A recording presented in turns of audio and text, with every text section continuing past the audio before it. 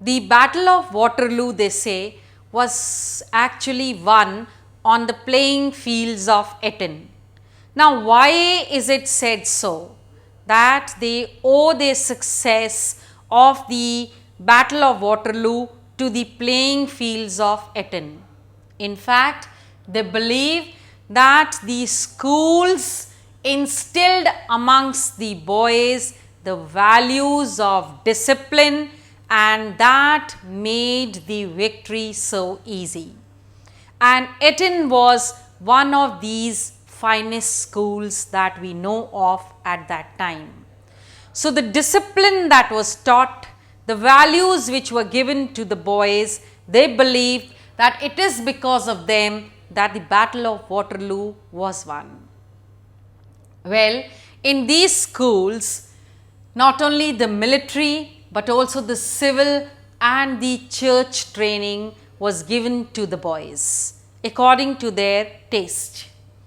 Thomas Arnold was one of the famous headmaster of a rugby school who tried to make rugby and cricket popular in his school Eton, so that the boys could learn self-discipline, the team play, and also the spirit of cooperation, which they believed actually gave them the victory in the Battle of Waterloo.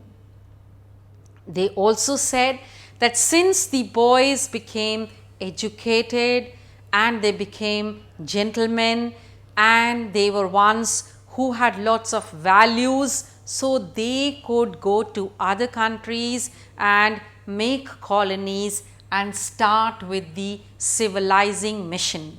That is, they believed that the Asian and the African countries were very, very uncivilized, and it was the duty of these boys who came out from such good schools to go and make them civilized.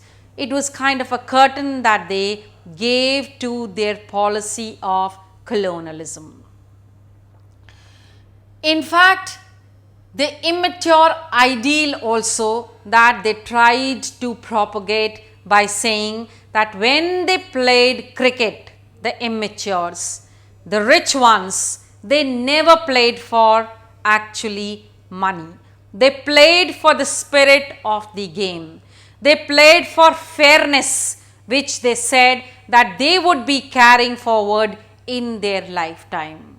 So, all these factors, and the Eton being the most famous school, so was given the quote that the Battle of Waterloo was won on the playing fields of Eton. But that's not exactly true.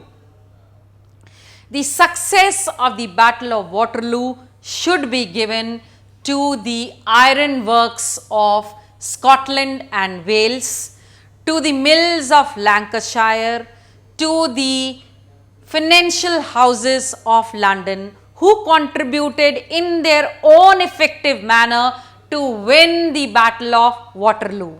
But the rich elite class found it very comfortable to take up all the credit to themselves by saying that it's because of their gentle manly attitude, because of the discipline, because of the game of cricket, because of the immature idol, and because they are on a civilizing mission.